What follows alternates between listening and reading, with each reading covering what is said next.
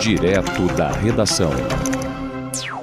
Mas já está comigo aqui virtualmente nos estúdios o advogado Antônio Maurício Costa, para a gente conversar aqui sobre as implicações e qual o remédio jurídico que existe para esse tipo de conduta em relação ao Partido Liberal, que é o partido do Sóstenes Cavalcante, da maioria desses parlamentares, porque ele também não tem só gente do PL, pelo que eu estou vendo, né?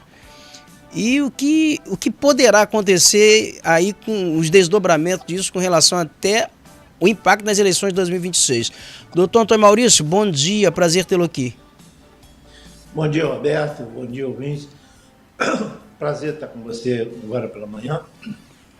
Eu gostaria, Roberto, antes de adentrar sobre o tema, dizer que essa questão que ele está tratando aí de tirar o foro privilegiado, ele poderia fazer, mas isso só valeria para a próxima legislatura, né? Para essa legislatura, a regra ficaria casuística e o próprio Supremo derrubaria a regra. Então, mas vamos voltar à questão do tempo, né? Como toda essa confusão começa, né? Ela se inicia antes de Bolsonaro ser presidente da República, né? É importante as pessoas entenderem por que esses processos, e até alguns processos de pessoas sem foro privilegiado, foram parar no Supremo Tribunal Federal. Existe uma regra no Código de Processo Civil e Código de Processo Penal, que é a questão da continência, né? A continência e prevenção. O que é isso? É quando um processo é distribuído com um determinado fato, caso concreto, a um magistrado, todos os assuntos relacionados àquele fato, ele torna aquele magistrado o juiz natural daquela causa. Então, o que aconteceu na época? Houve uma greve de caminhoneiros, não sei se você se recorda, Roberto, uma greve de caminhoneiros no ano de 2018. O presidente Michel Temer era o presidente da República. E essa greve dos caminhoneiros, ela levou um determinado período e várias confederações se reuniram em Brasília. E essas confederações entraram com um remédio jurídico de natureza constitucional, a DPF, e essas confederações, elas conseguiram, se não me falha a memória, eu estou aqui sem telepronto, sem nada, que eu não uso isso, essas empresas conseguiram uma liminar no Supremo Tribunal Federal. Mas por que o Supremo Tribunal Federal? Porque a greve era nacional. As infrações penais tinham natureza, iam além dos estados, atingiam toda a federação. Então, ficou-se decidido que ali seria a competência do Supremo naquela ocasião. Deixa eu só dar uma colocada aqui para o pessoal entender a gente direitinho. Eu estou compreendendo exatamente o que o senhor está falando, é para facilitar aqui o entendimento dos nossos telespectadores aqui. Eu estou dizendo o seguinte, que houve uma greve nacional em todos os estados de caminhoneiros. Por conta disso, essas questões elas passaram a ser tratadas no âmbito do Supremo Tribunal Federal, porque não era uma greve, por exemplo, só no estado do Rio, só em Mato Grosso, só em Minas. A abrangência dela era nacional. Então aí a competência passou a ser do Supremo e o Supremo entrou na história. É isso. Isso em 2018. 2018. Bolsonaro nem existia no radar. Não tinha nada a ver. Vem a eleição de 2018. Bolsonaro ganha a eleição. Logo assim, Bolsonaro ganha a eleição, o primeiro cidadão a reclamar da eleição foi Bolsonaro. Bolsonaro foi para a mídia para dizer que ele teria ganho no primeiro turno e que houve fraude nas urnas. Olha, foi uma denúncia, ele denunciou isso por meio de entrevistas. Olha, veja bem, isso que ele fez acendeu uma luz. O que esse cara está querendo? Esse cara acabou de ganhar a eleição. Esse cara está praticamente sentado na cadeira. Todo mundo reconhece a eleição dele, ninguém criou problema com ele. E ele está reclamando da eleição dele? Bem, acendeu. Para mim, por exemplo, que sou velho de guerra, acendeu uma luz. Esse cara quer problema. Durante o governo dele, ele conseguiu ir arranjando uma porção de encrenca, dizendo que ia tirar o juiz, que ia botar o juiz para fora, que ia demitir juiz, que ia fazer, que ia acontecer, porque o judiciário era isso, o judiciário era aquilo, e começou a criar problema com os ministros. Veio a pandemia e o que acontece? Aparecem várias liminares do Supremo Tribunal Federal em relação à Covid. A maioria delas da relatoria do ministro Lewandowski, na época, com relação ao problema de município, que era o município que tinha que resolver o problema e tal, aquelas brigas que houveram. Eu estou contando a coisa na linha do tempo para saber, e a confusão começa. Ele vai para o 7 de setembro e começa a xingar Alexandre de Moraes. Aí vem uma briga do próprio Bolsonaro com Celso de Mello. Não foi? Você lembra da briga dele com o Celso? Lembro disso. Celso de Mello também era bandido, não prestava. Celso de Mello era ministro do Supremo Tribunal Federal e que aposentou. Exato. Foi para a aposentadoria compulsória. Exatamente. Um dos ministros mais notáveis, um jurista de Tatuí, de São Paulo, uma pessoa distintíssima. Então, quer dizer, aí Celso de Mello, aí começou todo mundo a xingar Celso de Mello, botou a militância para xingar o Celso de Mello, aí começou a xingar o Celso de Mello. Aí apareceu aquela reunião em que ele falou aquela opção de bobagem, né? Muito bem. Aí vem 2021. A Lei de Segurança Nacional foi reformada, foi modificada. O Bolsonaro modificou a Lei de Segurança Nacional, pela Lei 14.721, me parece, aí me ajuda aí se é isso mesmo. Eu estou sem nada aqui, eu não uso nada. De 2021. Essa lei está assinada por Jair Bolsonaro, Anderson, esse Anderson que é ministro da Justiça, Braga Neto, Heleno. Você está falando de Anderson Torres, Braga Neto, essa turma toda. Assinaram essa lei. Essa lei foi publicada em 2 de setembro de 2021. E o que é essa lei? O que é essa lei? A previsão dessa lei.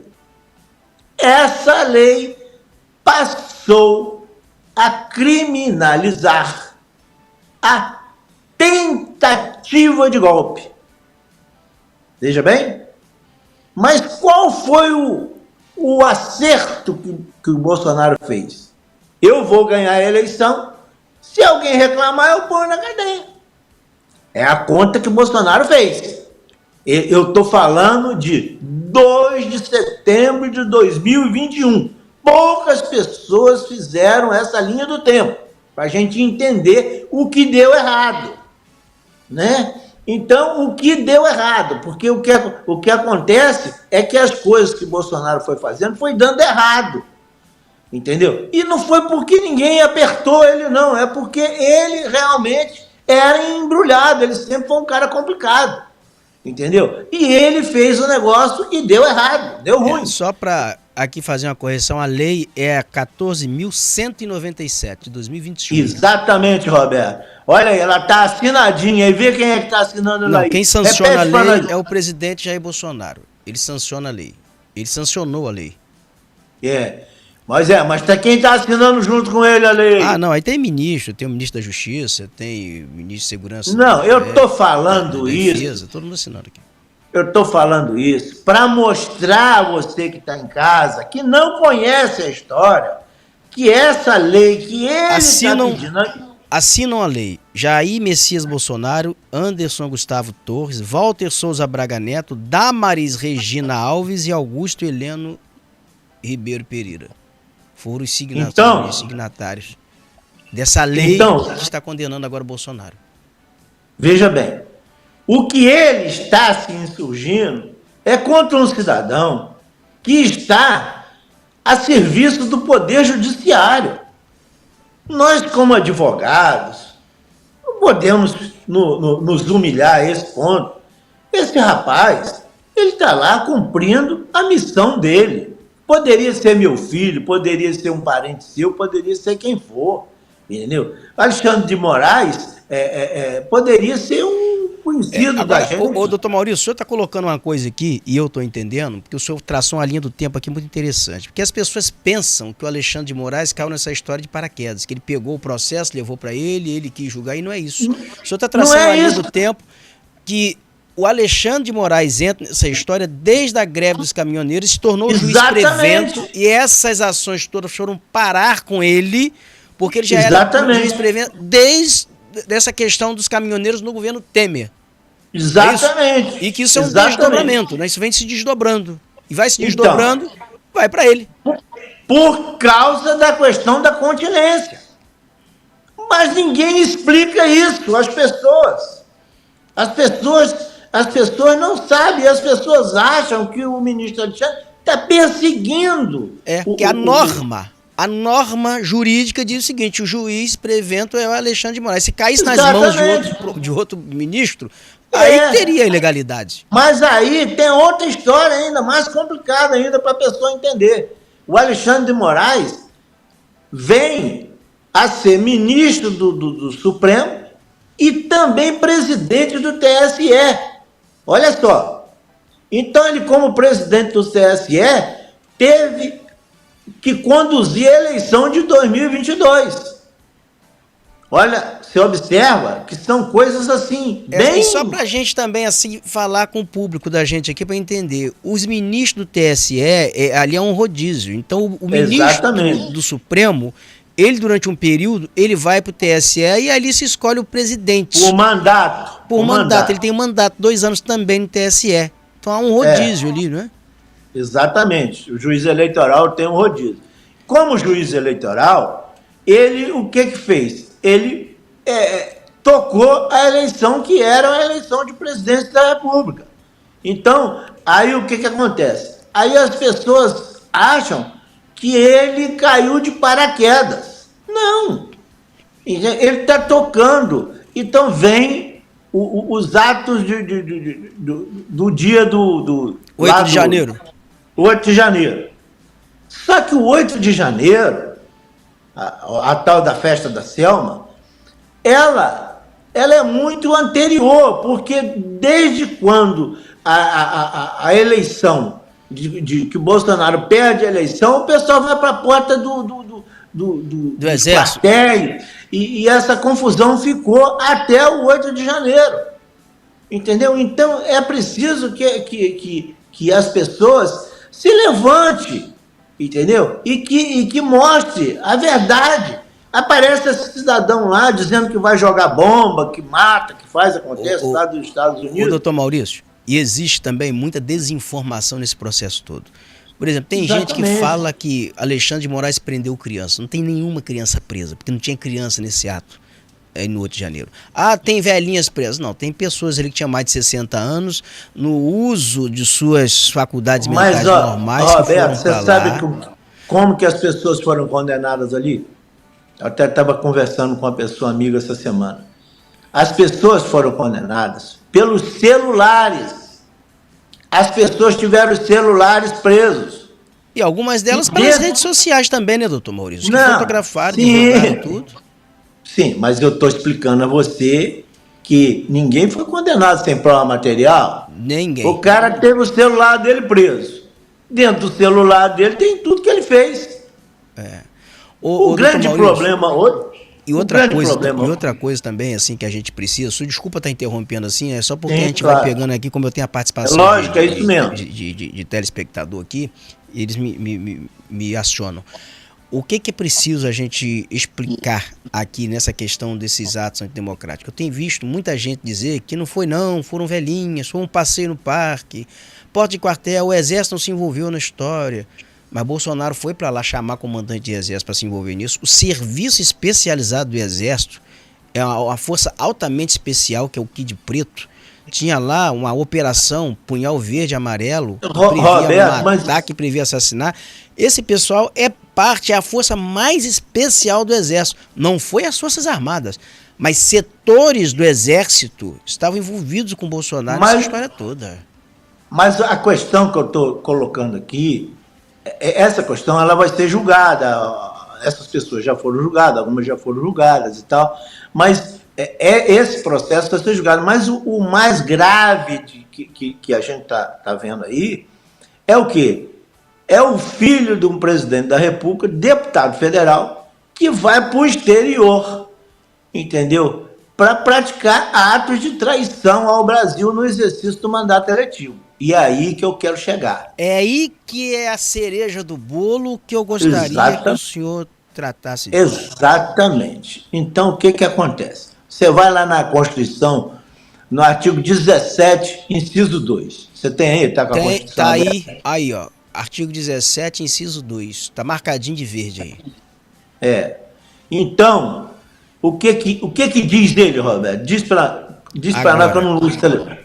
Vou pegar aqui e vou ler aqui o que diz o artigo e o que diz o inciso. Vamos lá. Ó, o artigo 17. É livre a criação, fusão, incorporação e extinção de partidos políticos, resguardados a soberania nacional, o regime democrático, o pluripartidarismo, os direitos fundamentais da pessoa humana e observados os seguintes preceitos. O caráter nacional, que é o inciso 1. Agora o inciso 2. Proibição de recebimento de recursos financeiros de entidades ou governos estrangeiros ou de subordinação a estes. Quem está mandando hoje no PL? É o Donald Trump. É o partido de Donald Trump. O PL fez uma manifestação dentro do Congresso Nacional com a bandeira dele. Dos Estados Unidos. Então, agora vamos lá, a Lei 9.096, o que ela diz? O Tribunal Superior Eleitoral, após trânsito em julgado de decisão, determina o cancelamento do registro civil e do estatuto do partido contra o qual fique provado. Eu já vou direto aqui no inciso 2º aqui, ó. Estar subordinado a entidade ou governo estrangeiros. Tá marcadinho. Evidentemente, Roberto, que o juiz da causa, que é o Alexandre, ele já deveria ter suspendido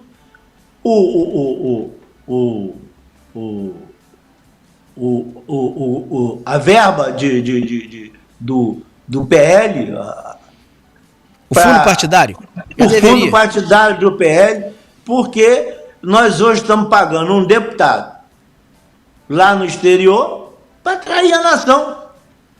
Não é isso? Tá claro? Então, veja bem, o senhor acha que já existem os elementos suficientes hoje para o Supremo ele caçar o registro, suspender o fundo partidário e caçar o registro do PL?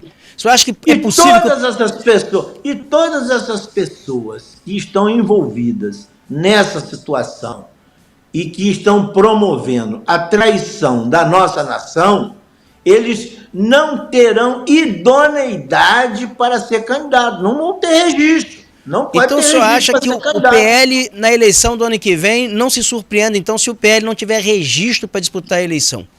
Nem só o PL, mas como os personagens envolvidos nessa traição. Por quê?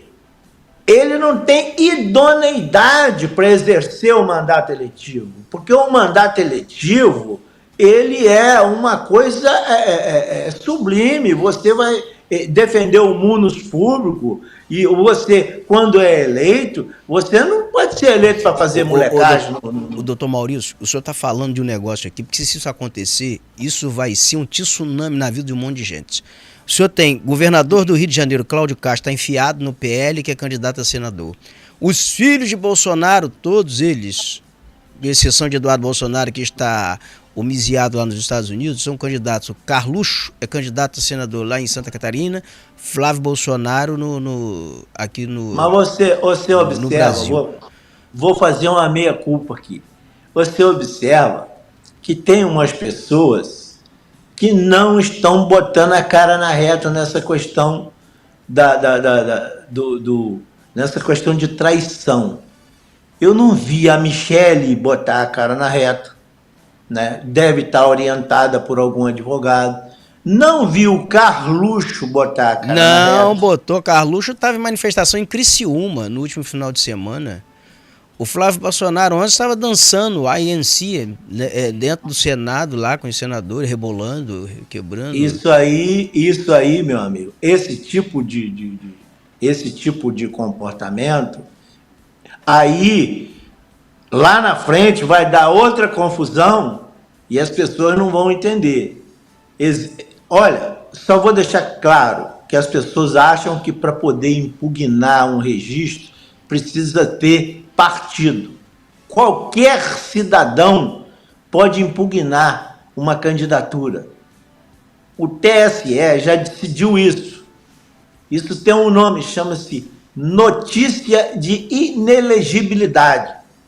Dentro do prazo de 7 dias, quando o cidadão apresenta a sua candidatura, qualquer cidadão, entendeu, pode entrar na Justiça Eleitoral e impugnar esse candidato, entendeu? Inclusive, nós tivemos um caso agora, foi nessa eleição, até mandei para você, de um cidadão envolvido com atos de poder paralelo lá na Baixada, não foi isso? Foi milicianos, envolvimento com milícias, 2 candidatos a vereadores. Exatamente. Eles não tinham sequer condenação, né? E o TRE indeferiu o registro e o TSE manteve. As pessoas estão achando que olha, vocês que estão aí no Senado, vocês que estão aí na Câmara dos Deputados, entendeu? Não vou citar nominalmente ninguém, porque, olha, vocês não são obrigados a ser candidato, não. E nem nós somos obrigados a eleger vocês, não. Entendeu? Isso aí é um assunto muito complicado. O que vocês estão... que o presidente dos Estados Unidos vai invadir o Brasil, que vai fazer... Eu não acredito nisso, não. Doutor Maurício, eu gostaria que o senhor avaliasse uma outra coisa, ficasse atento à reportagem que eu vou chamar agora aqui, com a Beatriz Arcoverdes, porque após a tomada do parlamento, essa ocupação, essa barafunda todos os últimos dias, o Hugo Mota, que é presidente da Câmara dos Deputados, e o Davi Alcolumbre, que é presidente do Senado, eles teriam chegado a um acordo com esse pessoal e que os levou, até a atualização que a gente vai dar na matéria agora, eu vi aí. A desocupar ontem o Congresso. Vamos aqui entender melhor aqui na reportagem da Beatriz Arcoverde, por favor.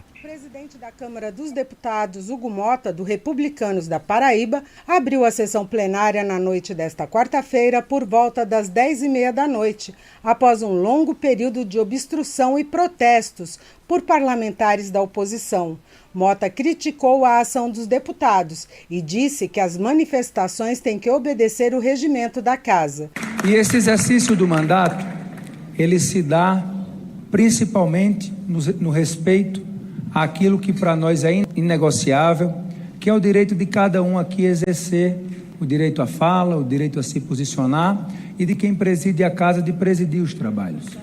Parlamentares da oposição estão desde terça-feira obstruindo os plenários do Senado e da Câmara dos Deputados, em protesto contra a prisão domiciliar do ex-presidente Jair Bolsonaro. Eles também querem que seja pautada a anistia geral e restrita aos condenados por tentativa de golpe de Estado no julgamento da trama golpista. Assim como o impeachment do ministro do Supremo Tribunal Federal, Alexandre de Moraes. Hugo Mota lembrou que não se pode negociar a democracia. nós tivemos um somatório de acontecimentos recentes que nos trouxeram a esse sentimento de ebulição dentro da casa. É comum? Não. Nós estamos vivendo tempos normais? Também não. Mas é justamente nessa hora que nós não podemos negociar a nossa democracia e aquilo que para essa casa é o sentimento maior, que é termos a capacidade de aqui dialogar, fazermos os enfrentamentos necessários e deixarmos a maioria se estabelecer. Ao chegar ao plenário da Câmara, Mota teve dificuldades de assumir sua cadeira na mesa diretora, por obstrução de alguns parlamentares, especialmente os deputados Marcel Van Hatten, do Novo do Rio Grande do Sul, e Marcos Polon, do PL de Mato Grosso do Sul. Na frente do Congresso Nacional, a Polícia Militar do Distrito Federal foi chamada e fechou a entrada das casas legislativas. De Brasília, Beatriz Arcoverde, da Rádio Agência Nacional. Doutor Maurício, foram retomados os trabalhos, eles negociaram. Agora eu gostaria que o senhor avaliasse o seguinte: está dizendo que vai botar lá, vai colocar em pauta a votação do fim do furo privilegiado e a anistia pelos condenados pela tentativa de golpe. Como é que pode anistiar quem nem condenado ainda está? Roberto,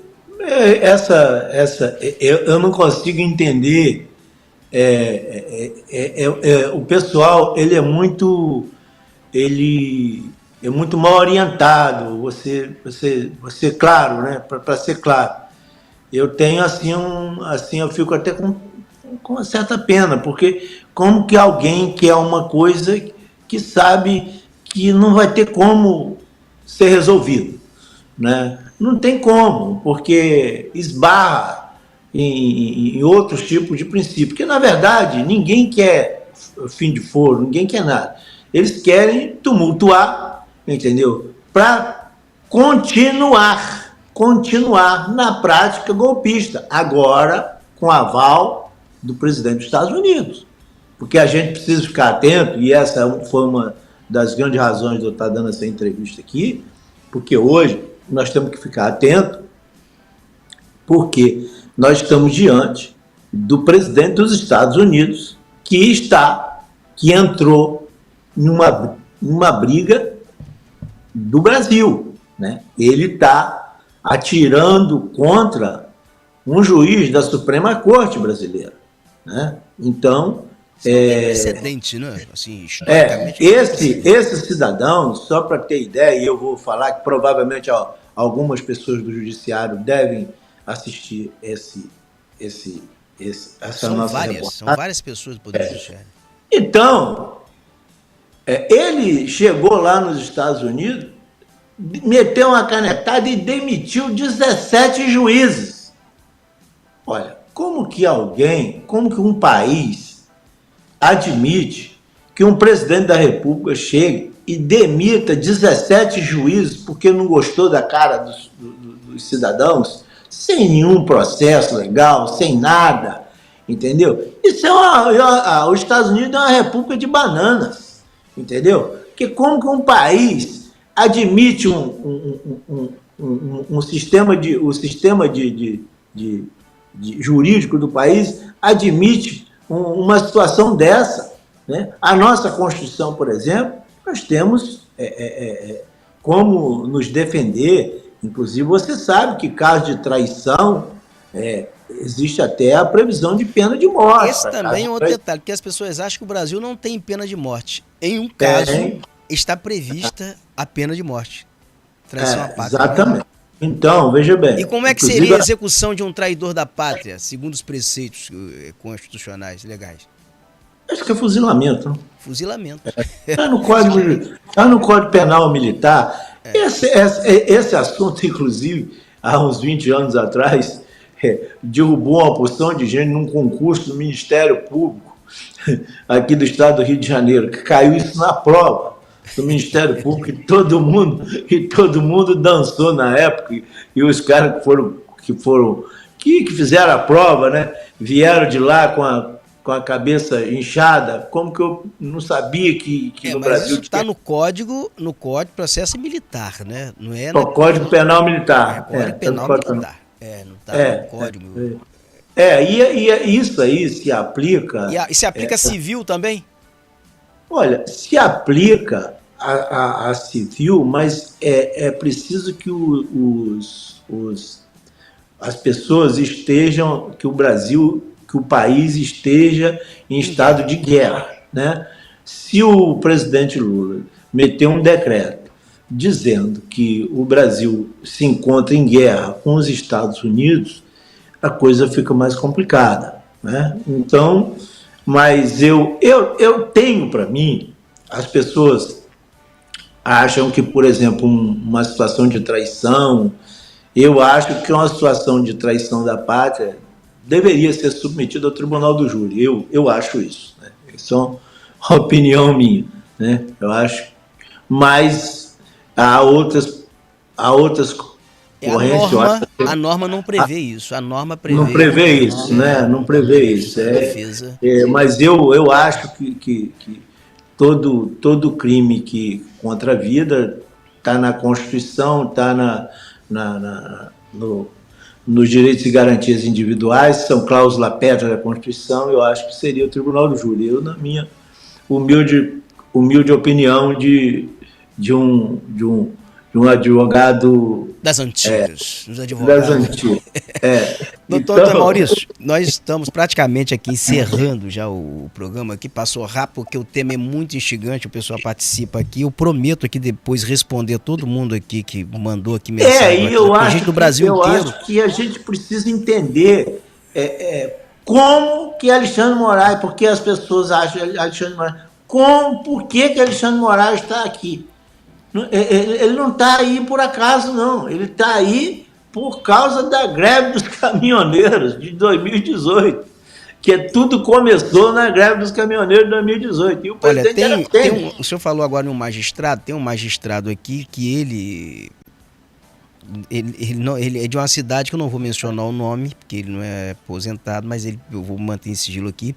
Mas ele está lembrando aqui o seguinte, que a prisão de Bolsonaro e de tantos outros ali, hoje, ela se dá por tentativas de coação, de interferência durante o curso de um processo. Ele está sendo julgado no Supremo Tribunal Federal. É muito importante o que ele está falando. E se você coagir testemunhas, coagir a justiça durante o curso de um processo, é legítima a prisão. Veja bem, foi muito importante o que ele disse. O que ele disse realmente é o cerne da questão. Ele disse. Porque, na verdade, a gente está traçando a linha do tempo. Mas é preciso saber por que o Bolsonaro está preso, né? E eu acabei não falando isso. E ele tem toda a razão, o magistrado. Ele tem toda a razão. O Bolsonaro está preso porque ele estaria promovendo a coação, a obstrução, entendeu? A um outro processo. E usando, inclusive, para a coação, um país para agredir o próprio Brasil. Então, na verdade, a prisão dele ainda não é pela condenação dos atos do 8 de setembro, mas sim pela obstrução que está causando o andamento desse processo. E a prisão dele é legítima, não dá nem para discutir isso, entendeu? Essa questão. Eu só não adentrei mais essa questão, porque eu não quero rotular como eu estou aqui tratando de um assunto contra o bolsonarismo, contra o Bolsonaro. Eu estou mostrando o que o Bolsonaro fez que deu errado. São as explicações jurídicas. E que vai continuar dando errado. E o magistrado falou com toda razão. Mas isso aí é o que ele está fazendo que está dando errado. E realmente faltou eu falar sobre a prisão. Perfeito. Por quê? Porque a prisão hoje é a razão pela qual está todo mundo desesperado, né? Está todo mundo... Por quê? Eles estão falando da prisão, mas ninguém está falando do que aconteceu lá atrás. Doutor Maurício, deixa eu aproveitar, porque já até passamos o horário aqui, para a gente encerrar mesmo a pitada aqui. O senhor acha que o Silas Malafaia vai ser preso? Já tem elementos para prender o Silas Malafaia? Mas eu não sei por quê. Aonde é que ele arranjou esse habeas corpus tão grande até hoje que não aconteceu nada com ele? Né? Porque ele está cometendo barbaridades. Ele chama o ministro Alexandre de Moraes de criminoso, o ditador da toga criminoso. Ditador, tudo bem, ele pode considerar ditador. Daí a pouco ele chamar de criminoso, né? Porque você está atribuindo a prática de crime ao Roberto, eu estou lendo até a obra atualizada do Alexandre de Moraes, agora Direito Constitucional, ele enfatiza muito a questão do binônimo, que é ancorada, que é amparada pela Constituição, liberdade, responsabilidade. Em algum momento ele vai lançar.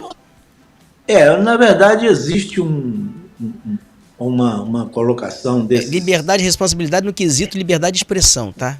Nesse âmbito. A liberdade... As pessoas falam na liberdade de expressão como se a liberdade de expressão fosse você pudesse fazer o que quiser. Absoluta, né? É absoluta, você pode fazer o que quiser. Entendeu? Eu vou te dar um exemplo aqui. Se você tentar sair na rua nu, você vai ser preso, não vai? Claro que vai. E não deixa de ser a liberdade de expressão, não é? Mostrar as extrovertas, na rua. É a liberdade. Não é liberdade de expressão? É verdade. Então, mostrar as extrovertas, mostrar... Então, isso aí é uma... Mas você vai responder por isso. Pode sair nu na rua, mas daí vai arcar com a consequência. Vai ele recolher. Vai botar num carro, não tirar vai? dali. Então você tá atentando contra a ordem pública, né? Contra as regras do Código Penal. Quer andar nu, vai pra praia de nudismo. Você está entendendo o que eu estou falando? Eu estou falando assim, não é liberdade de expressão? Liberdade de expressão. Não é? É liberdade de expressão. O cara, se ele sair, então as pessoas acham que tudo é liberdade de expressão e não é bem assim. Não é? A pessoa abre a Constituição e diz, eu estou com a Constituição, a liberdade de expressão. Desde o dia que Jair Bolsonaro entrou na presidência, que ele está com esse negócio de liberdade de expressão, e está dando ruim, e ele não está entendendo que não é bem assim. Né? Olha, e tem muita gente falando o seguinte, que Alexandre de Moraes caiu na furada. Mas quem está com tornozeleira eletrônica, quem está preso é Bolsonaro. Quem vai pegar 30 anos de cadeia é Bolsonaro. Veja bem, mas esse pessoal caiu tá na falando furada. Que vai dar ruim, entendeu? Tá dando ruim, acreditando em bravata. Mas olha só, é bom até a gente conversar sobre isso. Alexandre de Moraes não é nada. Alexandre de Moraes é um juiz da Suprema Corte. As pessoas não estão entendendo. Ele é um juiz. E se ele sair dali, vai entrar outra pessoa ali. E não vai fazer diferente, não. Não tem como fazer diferente, não. Porque quem fez a lei foi o próprio Bolsonaro, e é isso. E outra coisa, a decisão não é individual, as decisões ele manda para o colegiado. O Alexandre de Moraes ele tem o seguinte rito: Polícia Federal investiga, manda para ele remete para a Procuradoria faz o relatório, vem para ele dá o relatório e manda para o colegiado. Mas veja bem, rapaz, você está falando de um juiz da decisão do juiz da Suprema Corte. Agora vamos fazer o seguinte: se um juiz da Suprema Corte está tendo dificuldade de prender Bolsonaro, você já imaginou um juiz de primeira instância? O que ele não faria com esse cara? Meu Deus do céu, esculhambar o juiz de primeira instância. Esculhambar o juiz de primeira instância. O que ele não faria com o cara? Hein?